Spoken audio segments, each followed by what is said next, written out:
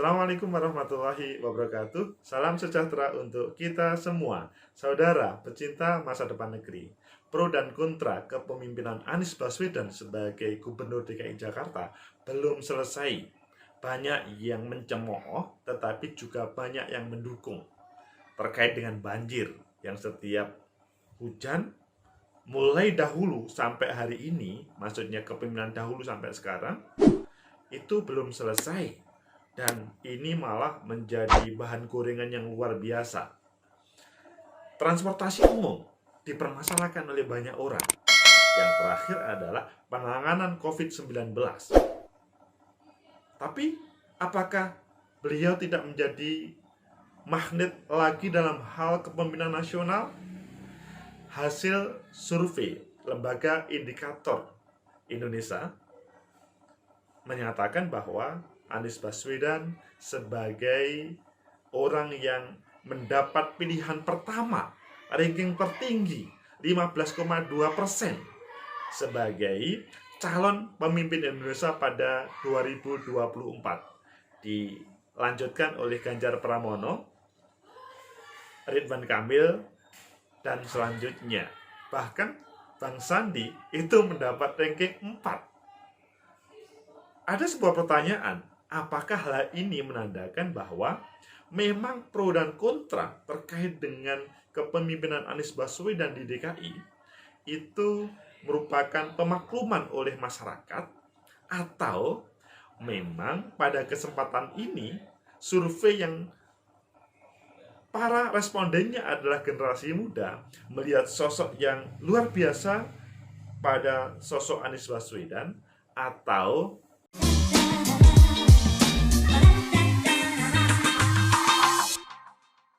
bagaimana sebenarnya para calon-calon lainnya mempersiapkan atau disiapkan pada 2024. Ayo kita baca sebuah berita. Selanjutnya nanti kita kupas tuntas terkait dengan siapa yang paling pantas menjadi pemimpin 2024. Tentunya berdasarkan survei, beberapa pendapat dari politisi ataupun yang lain, ataupun juga hal yang lain. Ayo kita baca berita.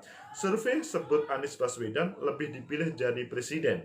PDIP undecided voter masih besar. Jadi judulnya saja sangat menantang. Yang direspon langsung oleh PDI Perjuangan bahwa pada survei tadi undecided voter lebih besar. Kompas 21 Maret 2021,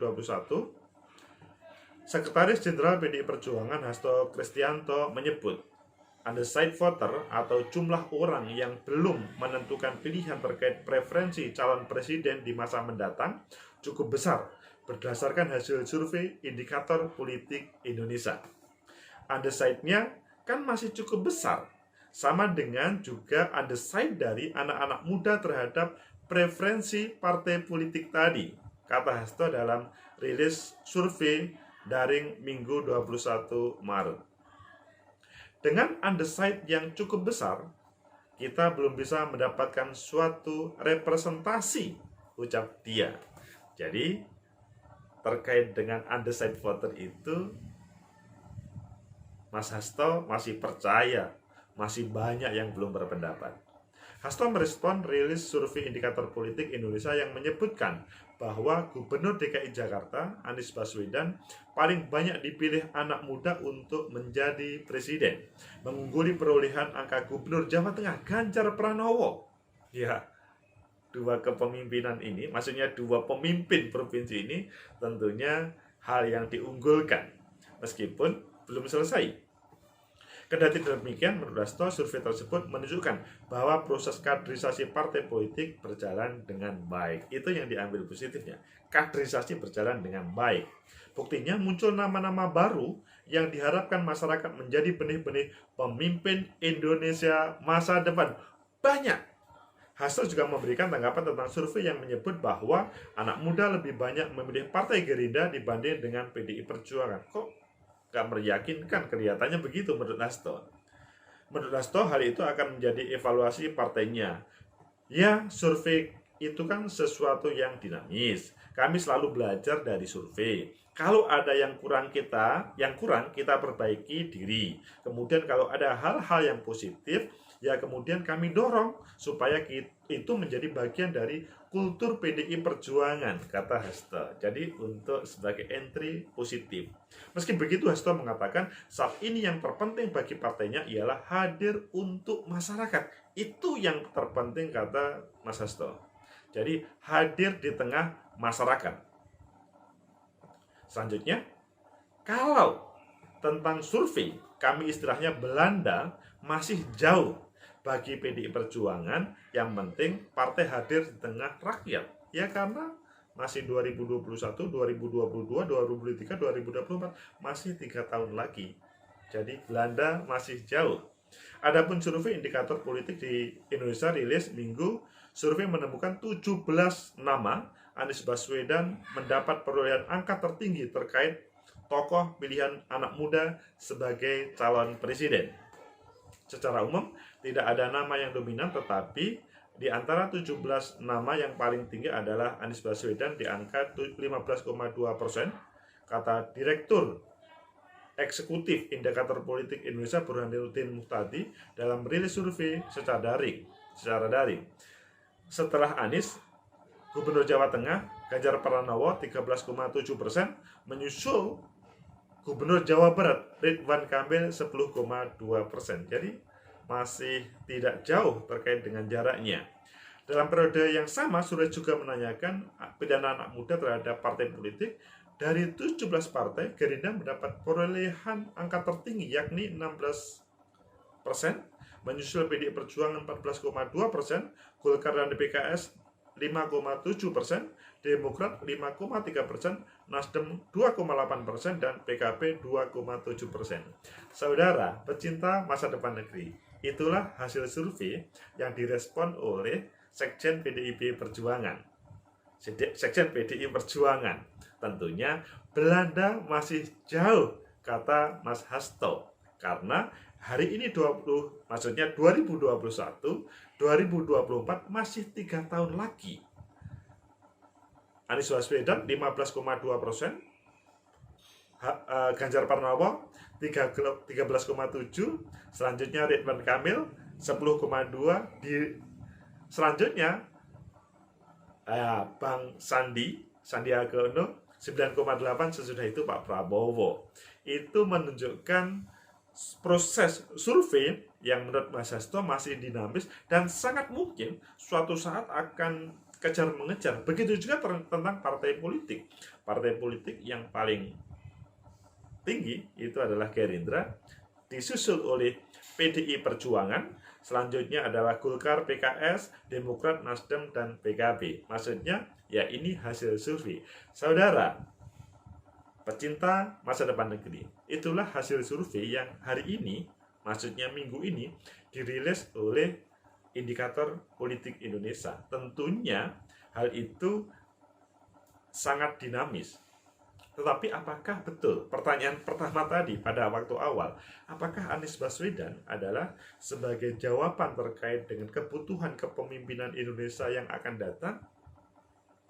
Kalau hasil survei ini selanjutnya pada suatu saat ditambah survei baru dan selanjutnya semuanya memperbaikinya, kemungkinan hasilnya Anies semakin tinggi, kemungkinan semakin atau berbeda.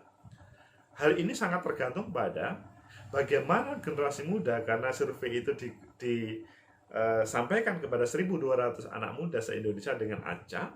Itu kemudian bagaimana anak muda merespon pada proses kepemimpinan hari ini terkait dengan merespon 2024. Kalau kita melihat beberapa orang masih berbicara Pak Jokowi 3 periode.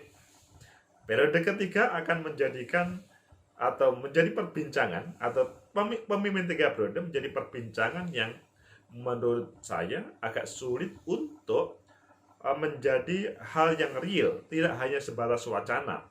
Boleh kita menjadi wacana, tetapi perlu diketahui, satu pintu kalau ingin mengubah terkait dengan 2 periode menjadi 3 periode, harus mengubah Undang-Undang Dasar 45. Memang pada kesempatan ini partai-partai politik relatif banyak mendukung ke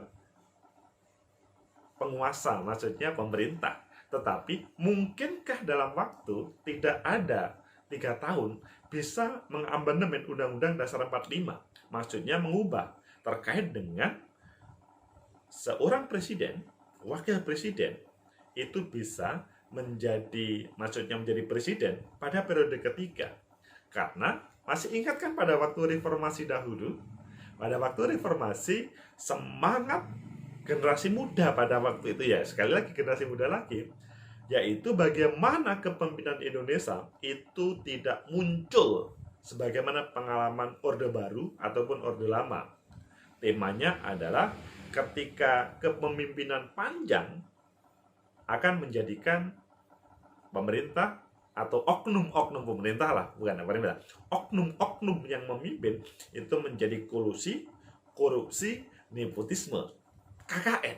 Itu menjadi tema yang digunakan sebagai alat demonstrasi pada waktu 98, tema reformasi pada waktu itu. Sehingga selanjutnya ada sebuah amandemen sampai amandemen keempat yang intinya salah satunya adalah terkait dengan kepemimpinan negara kita, presiden dipilih maksimal 2 periode. Selanjutnya hal itu Pak SBY meskipun luar biasa beliau didukung penuh oleh rakyat, tetapi tidak bisa untuk menjadi presiden periode yang kedua. Pada kesempatan ini Pak Jokowi juga mendapat dukungan pada waktu 2014, 2019 mendapat dukungan selanjutnya menjadi presiden terpilih. Dan relatif rakyat itu, masyarakat welcome terkait dengan kepemimpinan Bapak Presiden. Tetapi permasalahannya adalah apakah mampu masyarakat melakukan, wakil rakyat melakukan terkait dengan amandemen tersebut. Tentunya sampai hari ini masih ada beberapa partai politik yang melawan. Kalau misalkan relatif banyak partai politik yang melawan nanti, dan maksudnya berkumpul dan kemudian mendukung, mungkin hanya 1-2 yang melawan, dan selanjutnya ada amandemen, selanjutnya mungkin rakyat akan berkomentar secara langsung. Masih ingat kan pada 98 itu bahwa Pak Harto itu dipilih secara formal bahwa beliau adalah presiden pada sidang umum MPR di 1997. Belum ada 1 tahun, kemudian gerakan rakyat itu luar biasa. Maka lebih baik hal itu tidak diulang, meskipun pada waktu itu temanya adalah semuanya mendukung Pak Harto menjadi presiden. Dan tidak ada yang menolak Pak Harto menjadi presiden. Lebih baik pengalaman 98 itu menjadi catatan positif sehingga tidak diulangi lagi. Karena bagaimanapun seandainya wakil rakyat itu tidak bisa menyampaikan aspirasi rakyat, kemungkinan besar rakyat akan bergerak sendiri. Persis bagaimana pada waktu tema-tema yang lainnya ketika rakyat, misalkan tentang tema-tema KPK yang akan diberantas, maksudnya pasal-pasal yang mendukung KPK kemudian akan diamputasi, maka rakyat bergerak dan kemudian mendemonstrasi, yang selanjutnya hal itu berhasil. Jadi terkait dengan periode ketiga, maksudnya presiden, itu secara substansi demokrasi sama hal legal formal demokrasi menjadi perdebatan yang tentunya kanan kiri akan panjang. Kedua, terkait dengan Pak Anies Baswedan sebagai pemimpin DKI yang mendapatkan pro dan kontra.